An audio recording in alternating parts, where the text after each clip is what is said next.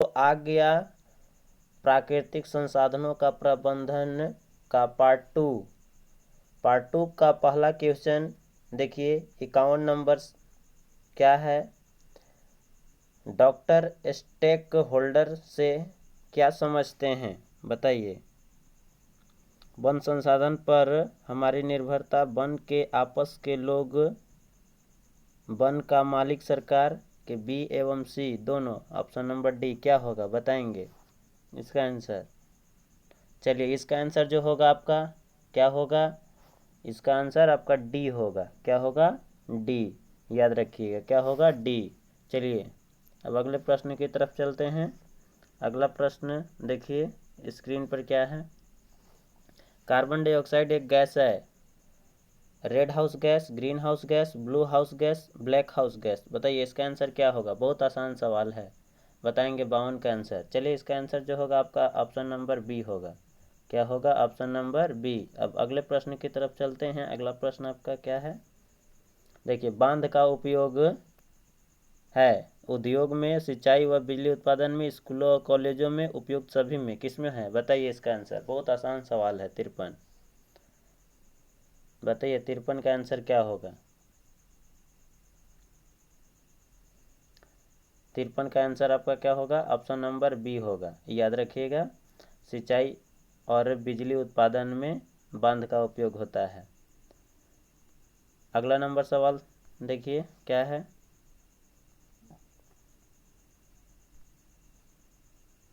जल संभरण प्रबंधन से क्या फायदे हैं बताइए। इससे भूजल स्तर नीचे हो जाता है, इससे भूजल स्तर बढ़ जाता है, इससे वैश्विक ऊष्मा बढ़ जाती है, उपयुक्त कोई नहीं। क्या होगा इसका आंसर बताएंगे जल्द।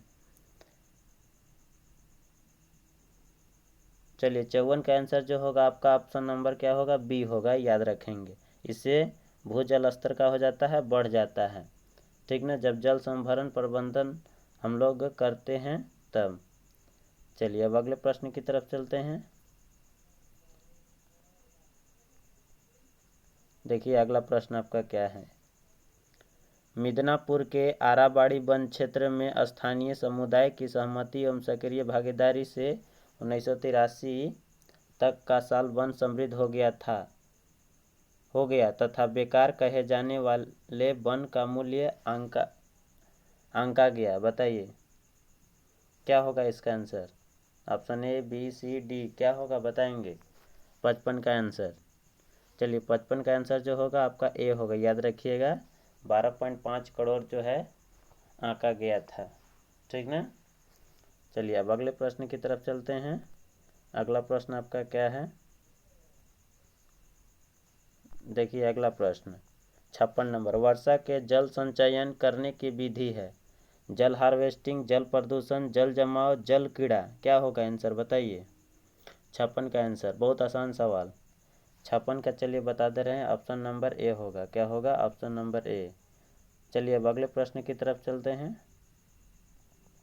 अगला प्रश्न का आंसर दीजिए, राजस्थान के कुछ भागों में किस नहर द्वारा हरियाली संभव हुई है बताइए। महात्मा गांधी नहर, इंदिरा गांधी नहर, सरदार सरोवर, इनमें से कोई नहीं, बताइए क्या आंसर होगा 57 के। चलिए 57 का आंसर जो होगा आपका बी होगा। क्या होगा, बी। अगले प्रश्न की तरफ चलते हैं। देखिए अगला प्रश्न का उत्तर दीजिए, टिहरी बांध किस नदी पर बना है बताएंगे। यमुना, नर्मदा, गंगा, इनमें से कोई नहीं। क्या होगा इसका आंसर जो होगा आपका क्या होगा 58 का, तो 58 का जो होगा आपका सी होगा, याद रखिएगा। टिहरी बांध गंगा नदी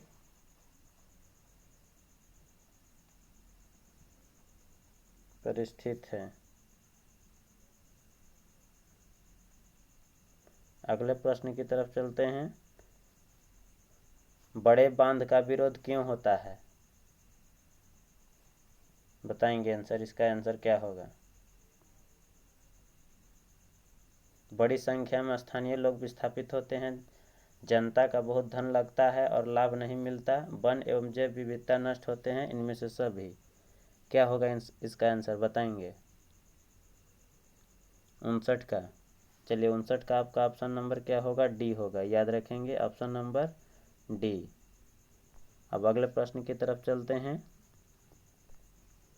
जल संभरण प्रबंधन क्या है? कुल्ह का निर्माण, बड़े बांधों का निर्माण, मिट्टी एवं जल स्रोतों का संरक्षण, इनमें से कोई नहीं।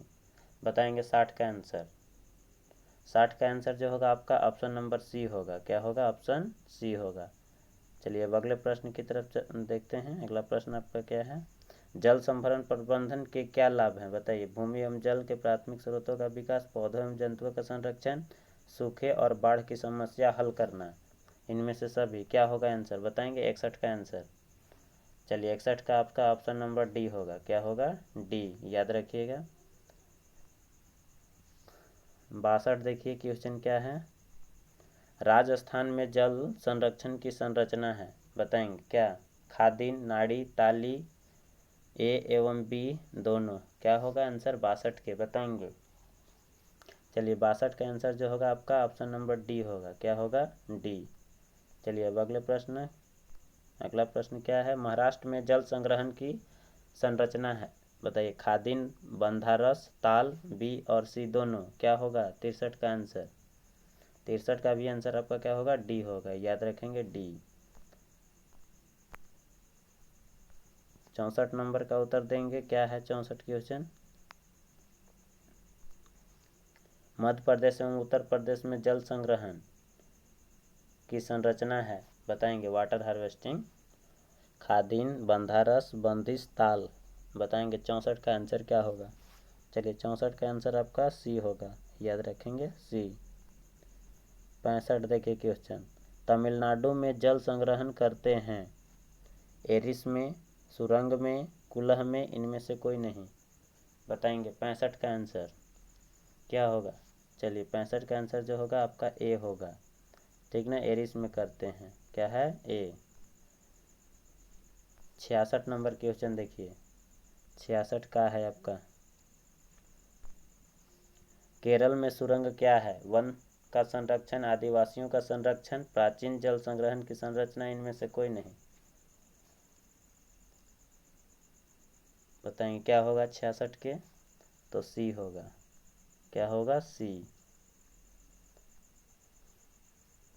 67 नंबर क्वेश्चन देखिए। 67 क्या है? कर्नाटक में कट्टा किसे कहते हैं? जल संग्रहण एवं जल परिवहन संरचना को, खेती को, पौधों एवं जंतुओं को, इनमें से कोई नहीं। 67 का आंसर बताएंगे। चलिए 67 का आंसर जो होगा आपका ए होगा, ठीक ना। कर्नाटक में कट्टा जल संग्रहण एवं जल परिवहन संरचना को कहते हैं, याद रखिएगा ए एन होगा।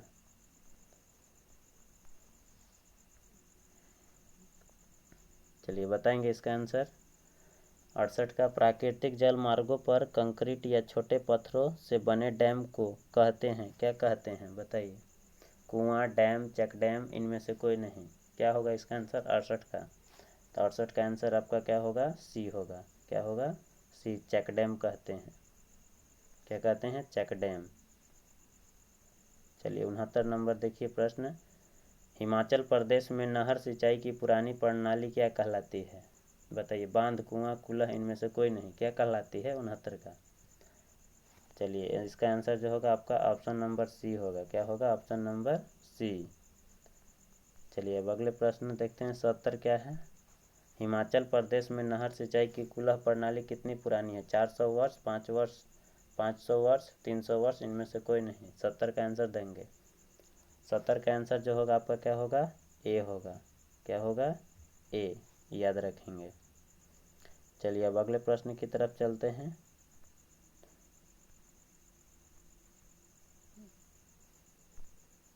देखिए अगला प्रश्न क्या है।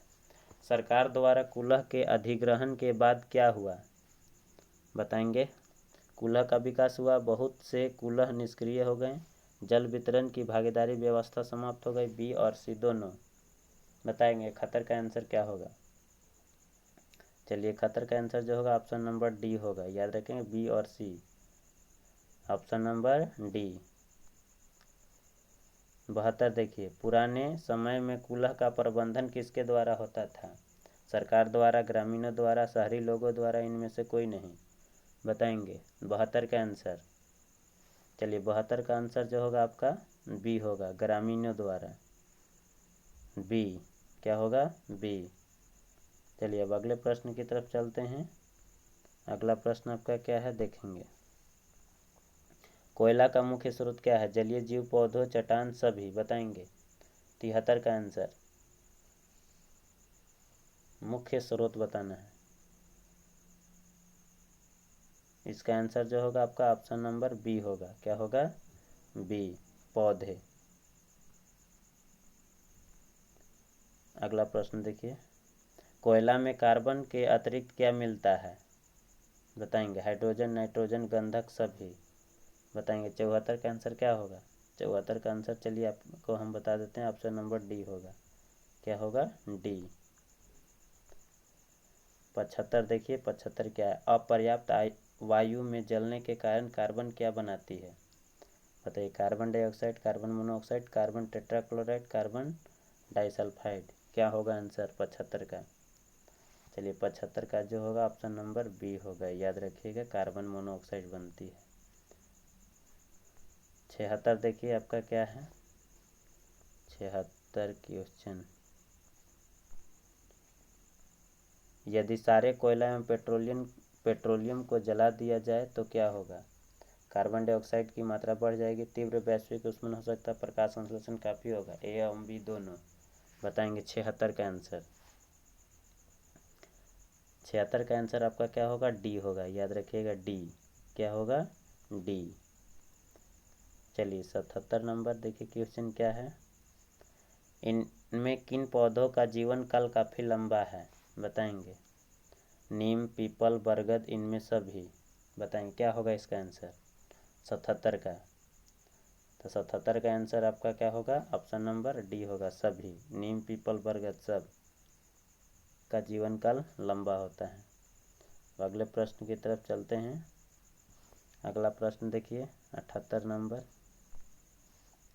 हरे पौधे से क्या फायदे हैं? ऑक्सीजन प्रदान करता है, सॉइल इरोशन से बचाता है, चिड़ियों एवं जंतुओं को आश्रय देता है, इनमें सभी। 78 का आंसर 78 का आंसर ऑप्शन नंबर डी होगा। क्या होगा? डी। याद रखेंगे। चलिए अब अगले प्रश्न देखेंगे। किसी वाहन के इंजन में ईंधन के पूर्ण दहन से इंजन की दक्षता बढ़ जाती है, वायु प्रदूषण कम हो जाता है, एवं भी दोनों, इनमें से कोई नहीं। बताएंगे। 79 का क्या होगा? 79 का आंसर जो होगा आपका ऑप्शन नंबर सी होगा। क्या होगा? सी। याद रखेंगे। चलिए 80 नंबर क्वेश्चन देखिए। 80 नंबर क्या है। जैव विविधता का विशिष्ट स्थल क्या है? फिर आ गया क्वेश्चन, रिपीटेड। 3 बार क्वेश्चन ये रिपीट हुआ है। याद रखेंगे, बहुत ही इंपॉर्टेंट सवाल है ये। फसल क्षेत्र, नदी तट, समुद्र तट, वन। क्या होगा? चलिए इसका आंसर बताए थे पहले भी, वन होता है। अब अगले प्रश्न की तरफ चलते हैं। निम्न में कौन सा दुष्प्रभाव बड़े डैम बनाने से नहीं होता है? जैव विविधता का ह्रास, लोगों का विस्थापन, बाढ़ का खतरा, वायु प्रदूषण। 81 का बताएंगे क्या होगा। 81 का आंसर आपका होगा ऑप्शन नंबर डी होगा। याद रखेंगे। क्या होगा? Option number D. चलिए वातावरण में डाले गए दूषित पदार्थ क्या कहलाते हैं? बताएंगे। गंदगी, प्रदूषक, व्यर्थ पदार्थ, कचरा। क्या कहलाता है? 82 का आंसर देंगे। चलिए 82 का आंसर जो होगा आपका बी होगा। क्या होगा? बी। 83 जो लास्ट क्वेश्चन है आपका इस चैप्टर का लास्ट क्वेश्चन। निम्न में कौन ऊर्जा का वैकल्पिक स्रोत नहीं है? सौर ऊर्जा, भूतापीय ऊर्जा, पवन ऊर्जा, कोयला। बताएंगे आंसर। इसका आंसर जो होगा आपका ऑप्शन नंबर डी होगा। याद रखेंगे। इस चैप्टर का लास्ट क्वेश्चन था और सभी प्रश्न को आप लोग देख लेंगे, क्योंकि यह जो है आप लोग को नवंबर में जो परीक्षा होने वाली है, नवंबर या दिसंबर में, उसमें इसमें से बहुत ही इम्पोर्टेंट है, यही आएगा ऑब्जेक्टिव। क्योंकि ऑब्जेक्टिव प्रश्न ही एग्ज़ाम में आना है, इसलिए सभी प्रश्न को आप लोग याद कर लेंगे।